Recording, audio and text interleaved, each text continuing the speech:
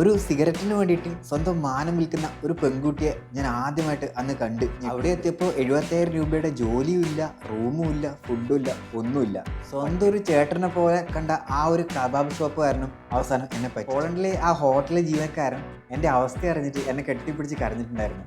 അത് ജീവിതത്തിൽ മറക്കാൻ പറ്റാത്തൊരു അനുഭവമായിരുന്നു. ചില മലയാളികൾ എന്നെ ചതിച്ചപ്പോൾ എനിക്ക് ലാസ്റ്റ് കൂട്ടായിട്ടുണ്ടായിരുന്ന ആഫ്രിക്കയിലെ കുറച്ച് നല്ല സുഹൃത്ത്. നമസ്കാരം. ഞാൻ ഈ വീഡിയോയിലൂടെ പറയാൻ പോകുന്നത് എനിക്ക് പോളണ്ടിലുണ്ടായ കുറേ അനുഭവങ്ങളാണ്. ഈ അനുഭവങ്ങളൊക്കെ കൂട്ടിച്ചേർത്തിട്ട് ഒരു വീഡിയോ ആക്കിയിട്ടാണ് ഞാൻ ചെയ്യാൻ പോകുന്നത്. ആദ്യം തന്നെ ഞാനൊരു ഏജൻസി ത്രൂ ആണ് അവിടെ എത്തിയത്. 75,000 രൂപ സാലറി, അതുപോലെ തന്നെ അക്കോമഡേഷൻ, ഫുഡ് ഇതൊക്കെ പറഞ്ഞിട്ടാണ് അവിടെ എന്നെ എത്തിച്ചത്.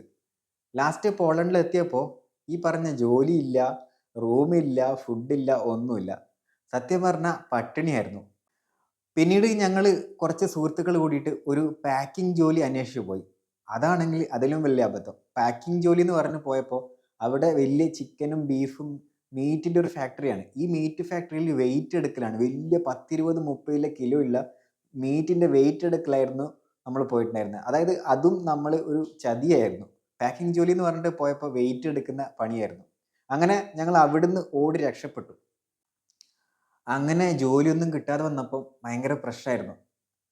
പിന്നീട് ഞാൻ തീരുമാനിച്ചു സ്വയമായിട്ട് ഇറങ്ങാം ജോലി അന്വേഷിച്ചിട്ട്. അങ്ങനെ ഈ പോളണ്ടിലെ തെരുവിലൊക്കെ അലയായിരുന്നു ഒരു ജോലി അന്വേഷിച്ചിട്ട്. ഒരു ദിവസം ഒരു ആപ്പിളൊക്കെ കഴിച്ചിട്ടാണ് നമ്മൾ പോവുക. ഒരു കുപ്പി വെള്ളവും ആപ്പിളും. അന്നത്തെ ഫുൾ ദിവസത്തെ ഭക്ഷണം അതായിരുന്നു. അങ്ങനെ ഞാനിങ്ങനെ നടക്കുന്ന സമയത്ത് ഒരു ഹോട്ടൽ കണ്ടു. അവിടെ അന്വേഷിച്ചപ്പം ഒരു ഉദ്യോഗസ്ഥൻ അവിടെ ഉണ്ടായിരുന്നു. ഒരു റെസ്റ്റോറൻറ്റിലെ അവിടുത്തെ ജീവനക്കാരൻ.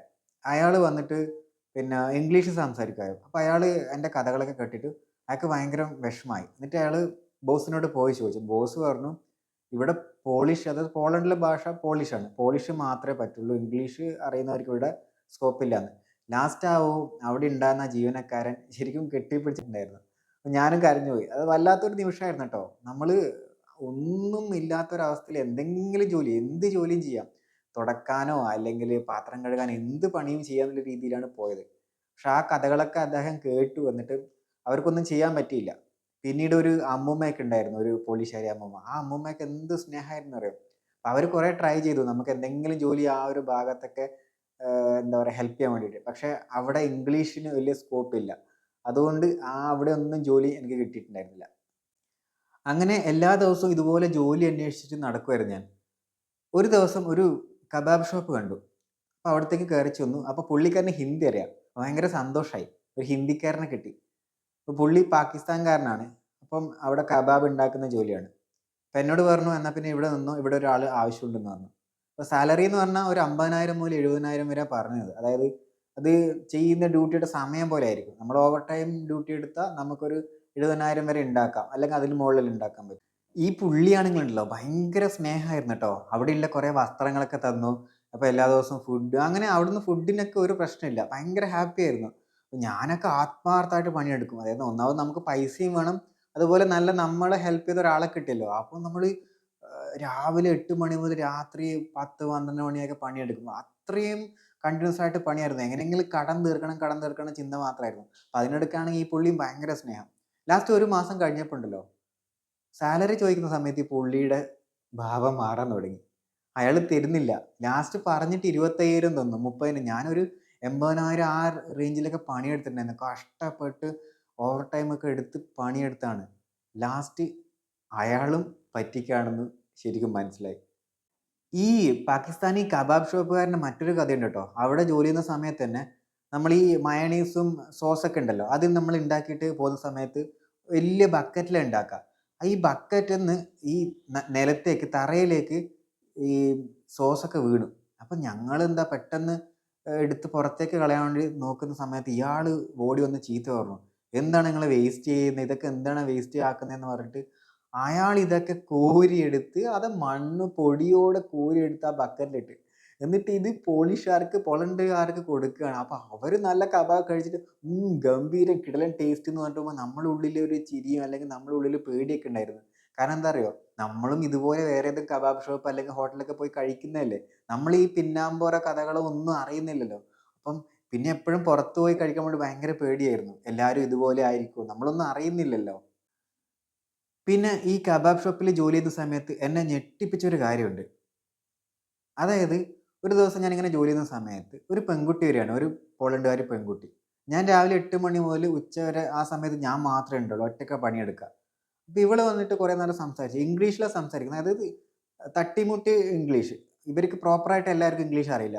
അപ്പോൾ ഇങ്ങനെ സംസാരിച്ചു, എവിടെയാണ്, അപ്പോൾ ഞാൻ ഇന്ത്യക്കാരനെന്ന് പറഞ്ഞപ്പോൾ കുറച്ചും കൂടി ഭയങ്കര സൗഹൃദമായി, ഇന്ത്യയിലെ അങ്ങനെ ഇങ്ങനെയൊക്കെ പറഞ്ഞു, ഡാൻസ് ഒക്കെ കാണാറുണ്ട്.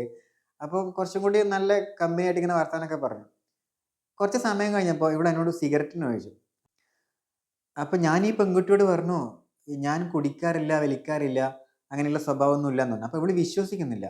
ഈ പെൺകുട്ടിയെ കണ്ടാൽ ഏകദേശം ഒരു 16, 17 വയസ്സേ ഉണ്ടാവുള്ളൂ. നല്ല നല്ല ഭംഗിയുള്ള ഒരു പെൺകുട്ടി കേട്ടോ, നല്ല സുന്ദരിക്കുട്ടി. പക്ഷെ ഇവള് എന്നിട്ട് എന്നോട് പറഞ്ഞു, ചേട്ടാ താന്നൊക്കെ പറഞ്ഞ് നിർബന്ധിക്കാൻ. ഞാൻ പറഞ്ഞു ഇല്ല എന്ന് പറഞ്ഞു. ലാസ്റ്റ് ഇവള് പറഞ്ഞു, എന്നാൽ നിങ്ങൾ പൈസ താ, ഞാൻ പോയിട്ട് സിഗരറ്റ് വാങ്ങാമെന്ന് പറഞ്ഞു. ഞാൻ പറഞ്ഞു പൈസ ഇല്ല, ഞാനിങ്ങനെ പൈസക്ക് വേണ്ടിയിട്ട് ഞാനിങ്ങനെ പണിയെടുക്കുന്നു പറഞ്ഞു.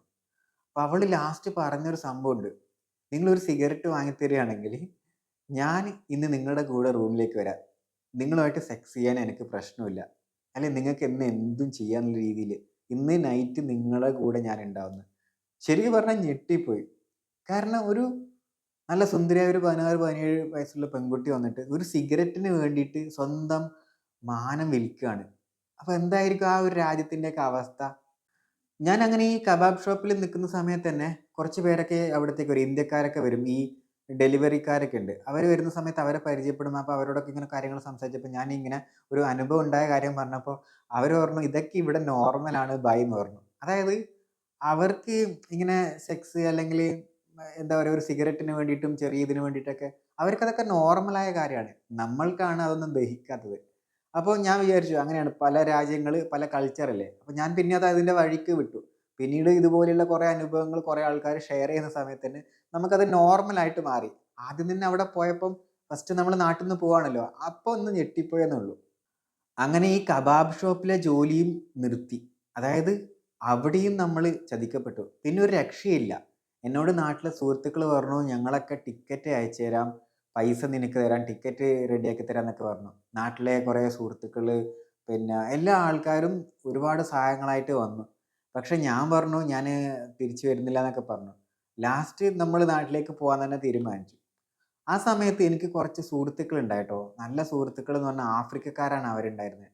അതായത് കുറേ മലയാളികൾ അവിടെ എന്നെ പറ്റിച്ചപ്പോൾ കുറേ നല്ല സുഹൃത്തുക്കൾ എനിക്ക് കിട്ടിയത് ആഫ്രിക്കക്കാരാണ്. ഒരുപാട് സഹായം എന്ന് പറഞ്ഞാൽ അവർ ഫുഡിന് വേണ്ടിയിട്ടും എന്തൊക്കെ സഹായം ചെയ്തു തന്നോ. ലാസ്റ്റ് അവർ സ്വന്തം കാർ എടുത്തിട്ടാണ് എന്നെ എയർപോർട്ടിലേക്ക് കൊണ്ടുപോയിട്ട്. നിങ്ങളൊന്ന് ആലോചിച്ച് നോക്കിയേ, നമ്മളൊരു രാജ്യത്ത് പോയിട്ട് അവിടെ മലയാളി ഒന്നും അല്ലാത്ത ആൾക്കാർ നമ്മളെ വന്ന് സഹായിക്കാന്ന് പറഞ്ഞാൽ അതായത് നമ്മളെ അറിയ പോലും ഇല്ല, അവിടെ വന്നിട്ടുള്ള പരിചയം മാത്രമേ ഉള്ളൂ. ആ ഒരു ബന്ധമുണ്ടല്ലോ എനിക്ക് ഇപ്പോഴും അവരോടുണ്ട്. ഞാൻ ഇപ്പോഴും അവർക്ക് മെസ്സേജ് അയക്കാറുണ്ട്. നല്ല ബന്ധങ്ങളാണ്. ഇങ്ങനെയാണ് നമുക്ക് ലൈഫിൽ ചില അനുഭവങ്ങൾ ഉണ്ടാകുന്നത്. അവസാനമായിട്ട് ഒരു കാര്യം കൂടി പറയട്ടെ.